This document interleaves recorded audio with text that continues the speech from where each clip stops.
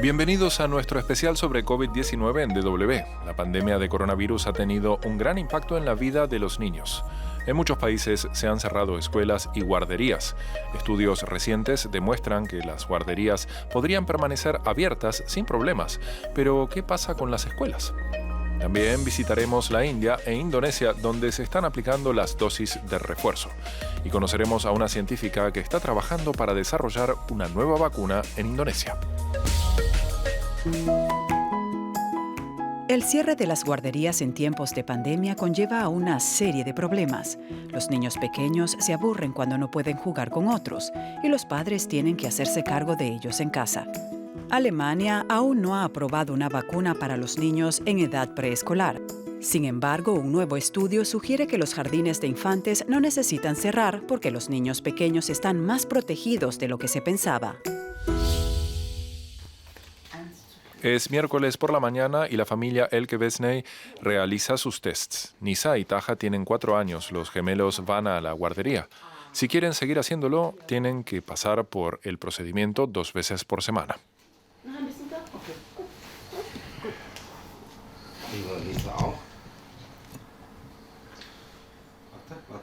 No es algo que les guste. Pero estas pruebas pueden contribuir a mantener abiertos los jardines de infantes. Ese es el resultado de un estudio de la Universidad Alemana de Würzburgo. A lo largo de varios meses, los científicos sometieron a más de 600 niños, a los padres y al personal de la guardería a diferentes pruebas de SARS-CoV-2. Hemos podido demostrar que la realización de pruebas periódicas genera una sensación general positiva entre los padres y los niños. Se sienten menos agobiados por la pandemia que los padres de los niños que no se someten a las pruebas con regularidad. Los científicos también llegaron a otra sorprendente conclusión. En más de 5.000 pruebas, solo hemos detectado 2 casos positivos. Los niños preescolares no han sido el grupo del que surgió la pandemia. Tampoco participaron de forma relevante en la propagación del coronavirus. Probablemente esto se deba a determinadas capacidades de su sistema inmunológico, la denominada inmunidad innata, que les permite eliminar los virus de la mucosa más rápido que los adultos, antes incluso de que se produzca una enfermedad infecciosa.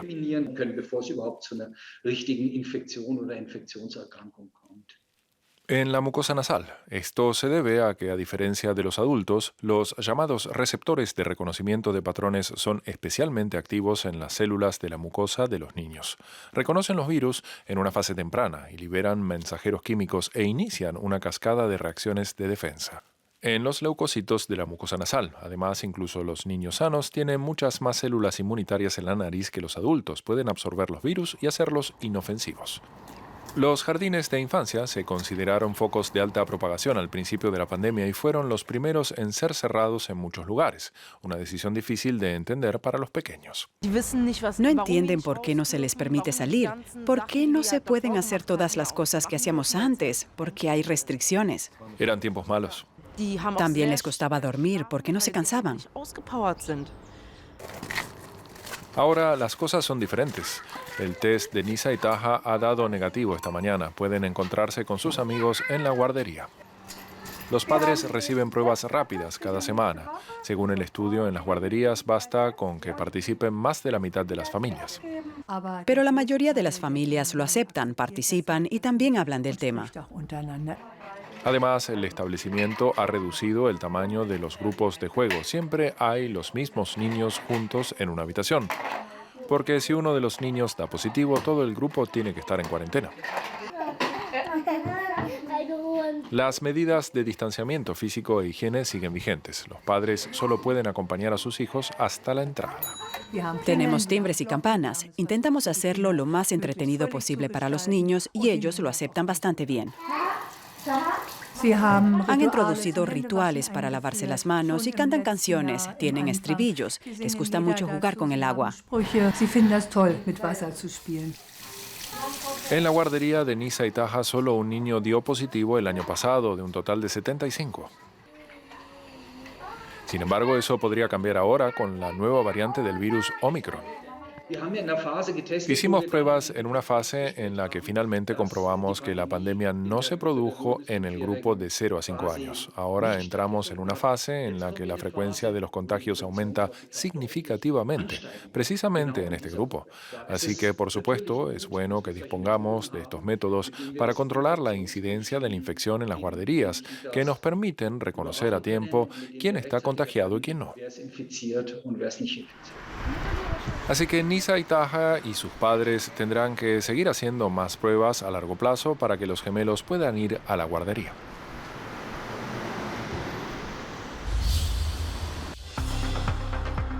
El cierre de guarderías y escuelas, así como las restricciones contra la interacción social, pueden tener un efecto negativo en el bienestar y la conducta de los niños. Nuestra reportera Han Xuan Lee habló con la directora del Centro Psiquiátrico para Niños y Adolescentes de la Universidad Médica de Innsbruck, en Austria. Ella ha estudiado el impacto psicológico de la pandemia en los niños. Gracias por acompañarnos. Encantada. Usted dirige un proyecto científico que analiza las repercusiones de la pandemia en niños y jóvenes en Austria. ¿Cuáles son las conclusiones más importantes hasta ahora? Analizamos a niños de las guarderías y escolares hasta los 13 años. El estudio está centrado en los niños más pequeños y en los jóvenes de menor edad.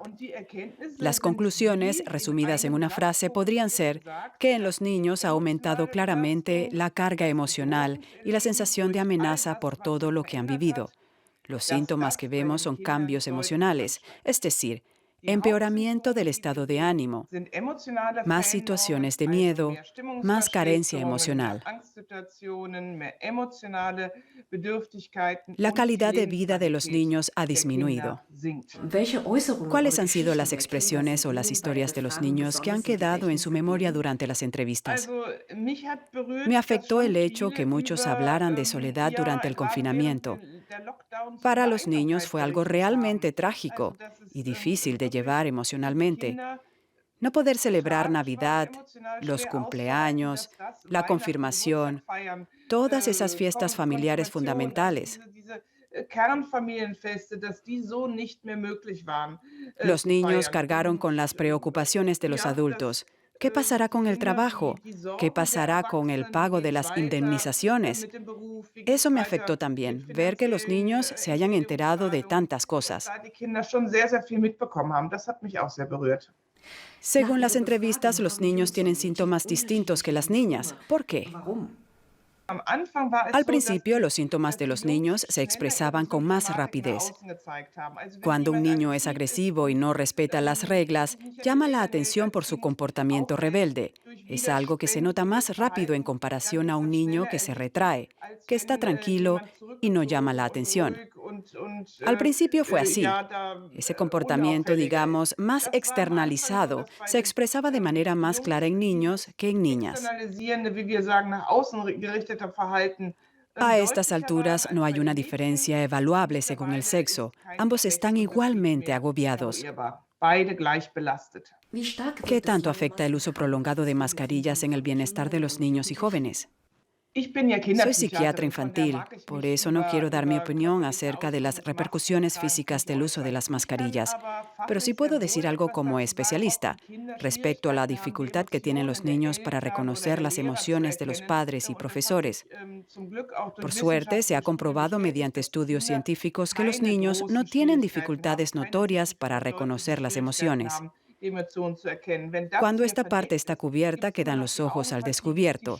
También está la voz que escuchan. A los niños no les resulta difícil reconocer las emociones del profesor, si está molesto o estresado, o de otros adultos, a pesar de la mascarilla. ¿Se pueden extrapolar los resultados a niños de todo el mundo? Yo creo que sí se pueden extrapolar porque las restricciones, las medidas de higiene, el confinamiento, el cierre de escuelas, las restricciones sociales, todo eso también se ha hecho en otros países. Y cómo reacciona un niño frente a eso es algo que sí se puede extrapolar a otros países.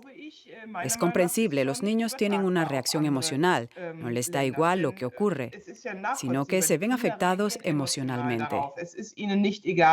sondern sie sind emotional belastet und betroffen.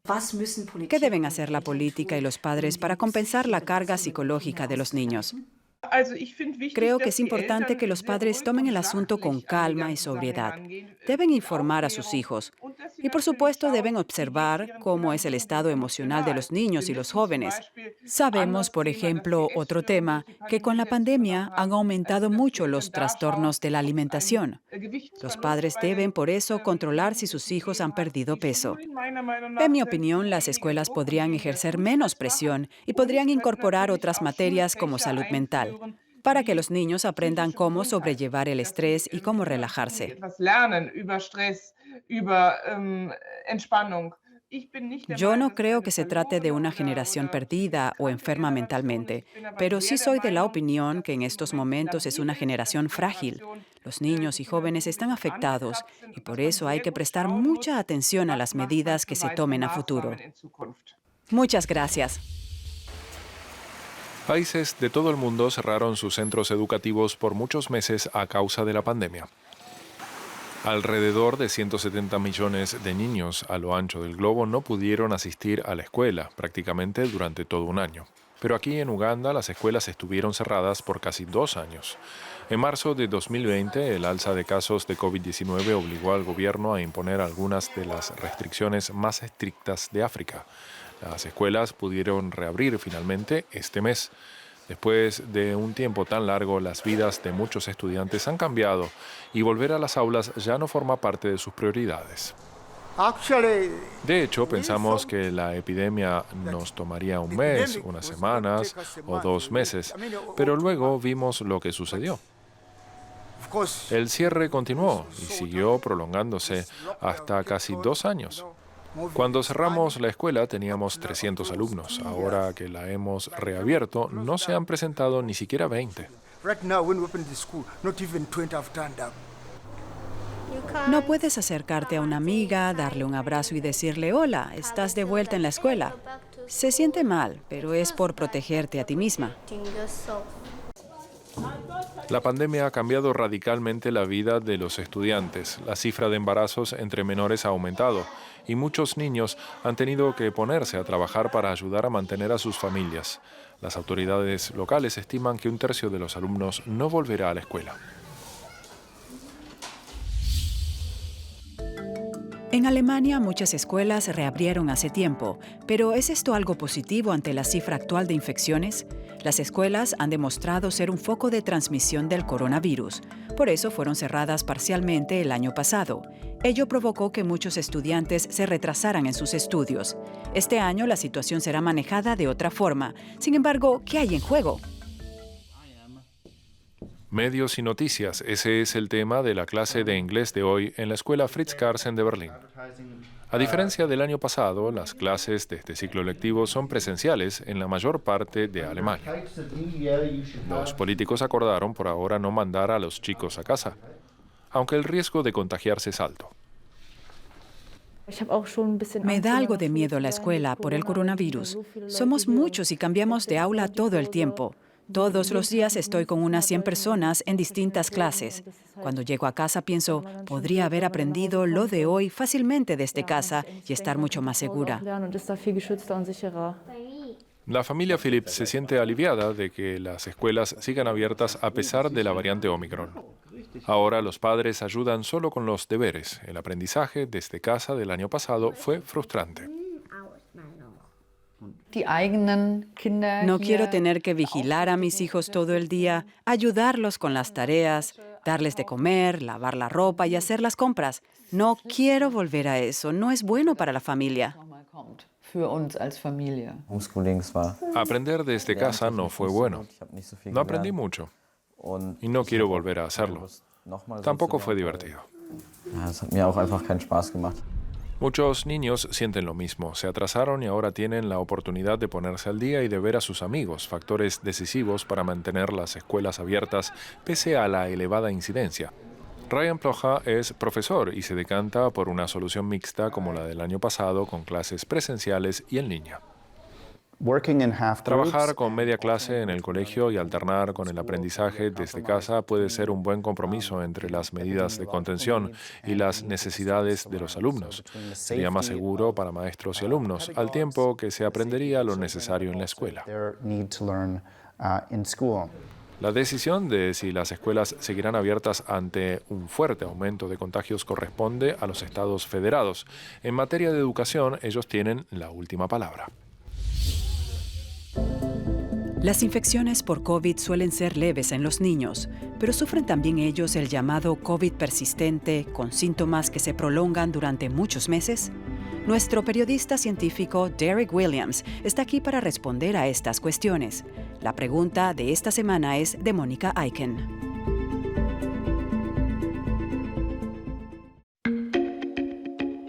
¿Puede decirnos algo más sobre los efectos de la COVID-19 persistente en los niños? La pandemia apenas ha tenido aspectos positivos. Una de las pocas excepciones es que los niños tienen menos probabilidades de sufrir secuelas graves. No suelen acabar en una hospitalización o algo peor. Pero eso no significa que algunos niños no acaben pagando un precio por contraer la COVID-19. Al principio de la pandemia, las estimaciones de los expertos diferían bastante en cuanto al porcentaje de niños que desarrollan COVID persistente.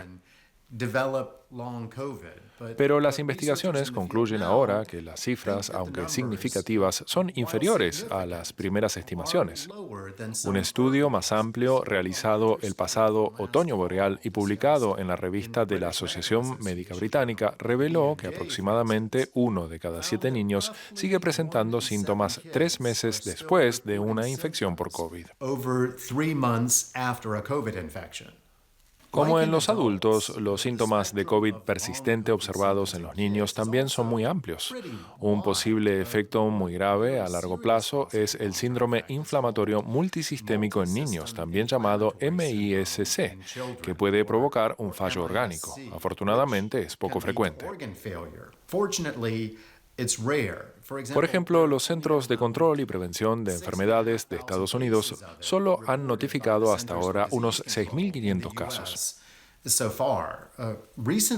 Recientemente, las autoridades sanitarias estadounidenses también publicaron la inquietante noticia de que las tasas de diabetes habían aumentado en los niños que habían contraído COVID, un efecto ya observado en adultos. Los efectos más comunes suelen ser también, aunque no siempre, similares a los declarados por los adultos con síntomas de COVID persistente. Estos pueden incluir fatiga, dificultades respiratorias o dolores de cabeza. Y, por supuesto, cambios en el sentido del olfato y del gusto. Los síntomas neurológicos, como la niebla cerebral o las dificultades de concentración, también se dan en niños y adultos. Es importante aclarar que casi todo lo que sabemos sobre COVID persistente en niños se basa en investigaciones realizadas durante la fase Delta de la pandemia, o incluso antes. Todavía sabemos poco sobre los posibles efectos a largo plazo de una infección con la variante Omicron. Simplemente no ha pasado el tiempo suficiente para determinarlos.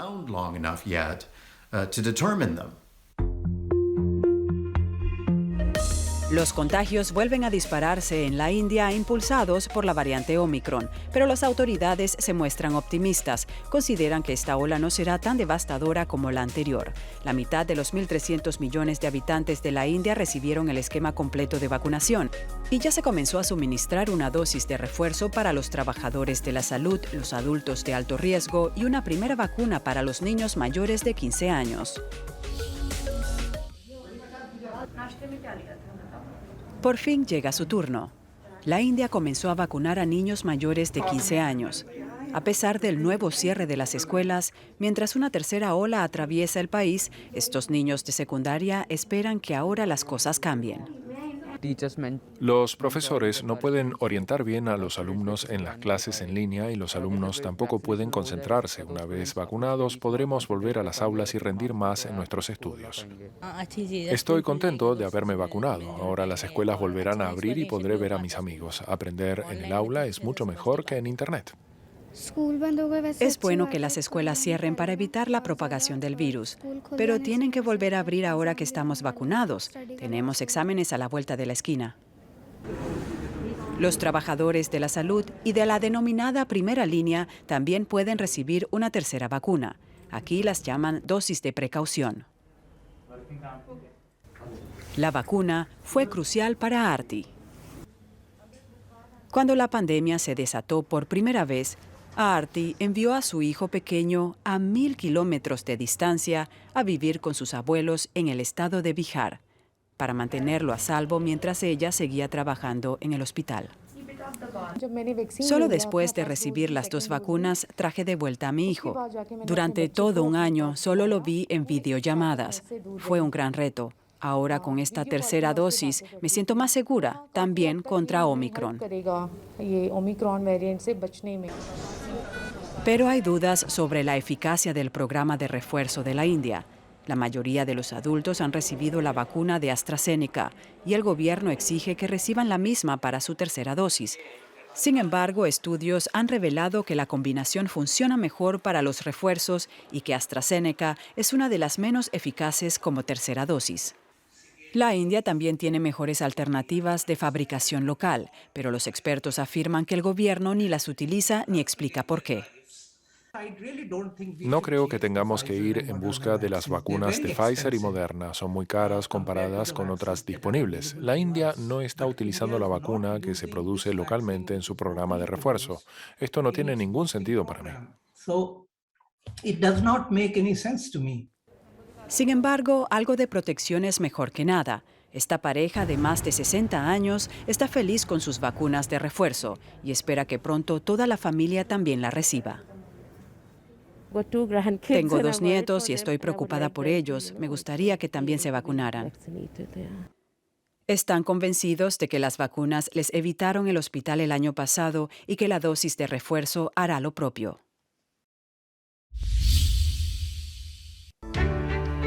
Y ahora nos vamos a Indonesia, un país duramente golpeado por la COVID. Desde el inicio de la pandemia se registraron más de 4 millones de casos. El país asiático empezó también a administrar dosis de refuerzo, algunas de producción local, pero Indonesia trabaja en su propia vacuna.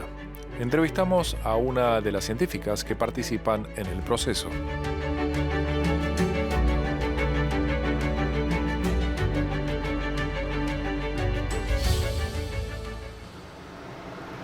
La producción de vacunas en Indonesia va a toda máquina. Lo que se ve en estas botellas es la vacuna china Sinovac, la más administrada en el país.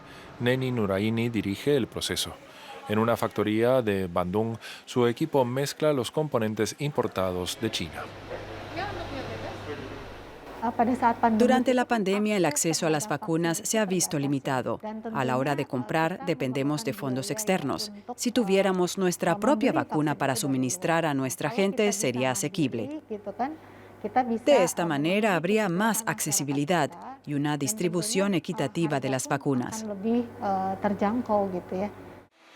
Desde el inicio de la pandemia, Nuraini no ha parado de trabajar. La compañía farmacéutica estatal espera desarrollar su propia vacuna. Un proceso apasionante para un científico. Pero para Nuraini, como madre de 2 niños, es también un reto, especialmente si las cosas no salen según lo previsto.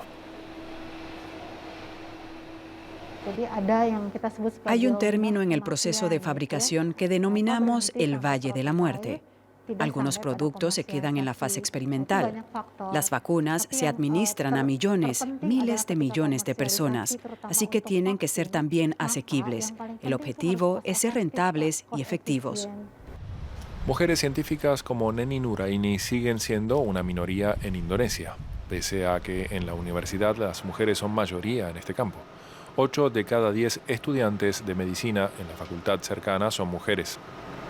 Analizar las muestras de los test COVID es una capacidad muy solicitada hoy día, pero solo 1 de cada 3 estudiantes mujeres cursará un doctorado. Sigue habiendo muchos estereotipos en el ámbito de la ciencia profesional. Muchos piensan que un profesor o un empleado gubernamental gana más dinero, así que muchas mujeres optan por no seguir con sus estudios científicos.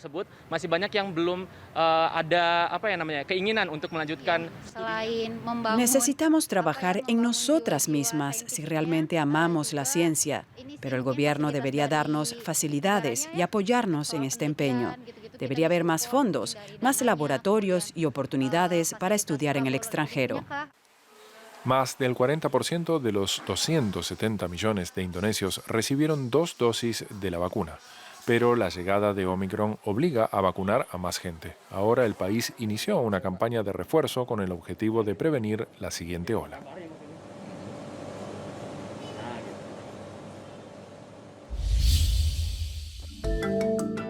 Así que las vacunas siguen siendo la clave para luchar contra la pandemia.